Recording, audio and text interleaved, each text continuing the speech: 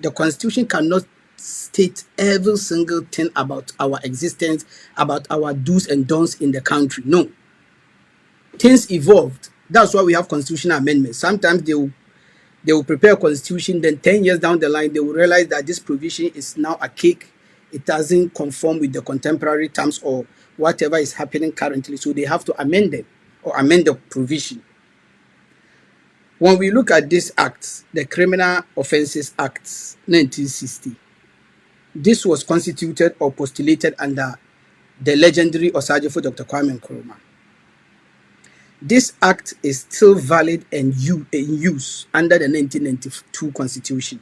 Even though we have the 1992 Constitution, which is more current, about 30, 31, 32 years old, we are still using the Criminal Offences Act 1960. It is based on this same act since 2000. Till date, people have been jailed for committing, how do you call homosexuality? You know, a man and a man, a woman and a woman, and stuff like that. It is under this act. Those laws were derived under this act, which is used by the various courts to jail perpetrators of those inhumane acts and activities. So, what is the import of this provision? I'm trying to let people understand that it is not possible for you to find every single thing in the Constitution, not the Ghana Constitution, nor any other constitution in the world. No, that's why we have various agencies. The import of bringing this provision is that I want people to know that you are not going to find every single provision printed in black and white in the Constitution. No. So, till date, we are still using the Criminal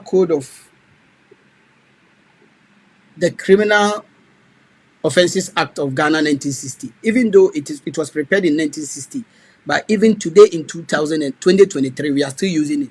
It is the same provisions Sam George and other 6 members of parliament are using to elaborate more in order for us to pass the LGBTQ Offences Act. So this is something we have to understand. You are not going to find every single thing in the 1992 Constitution. That does not mean that because it is not in the Constitution, it is not against the laws of Ghana. That is one. 2. Education Act 1961. Yet again, this provision was prepared under the leadership of Osagyefo Dr. Kwame Nkrumah to regulate our educational system. Till date, we are still using this act. So when you go into the Constitution, Chapter 5, Fundamental Human Rights and Freedom, Article 25, the right to education, it is only going to tell you everybody has the right to go to school and blah, blah, blah. It's only like 5 or 7 sentences. That's it. So the other educational acts, the first amendment was, I think, 1995, the second amendment, 2000, the third amendment, 2008, the fourth amendment, 2012. They are all derived from this act. So this act is still in use in Ghana today, as we're speaking today. We're still using this act, even though it was prepared in 1961. It is under this same act which forbade the forcing of a student to worship. It is under this act. So when a Muslim child go to school, by virtue of the school is so-called a Christian school, so you have to force the person to go to church. Or when a Christian go to a Muslim school, Arabic and English, and by virtue of because it is an Arabic and English school, you have to force the kid to go to mosque or pray. It is this act that forbids it. And till date, it's still in use. This is something we want people to understand. But when you go into the Constitution of the Republic of Ghana 1992, there is no way you are going to see all these provisions under the right to education. No. Again,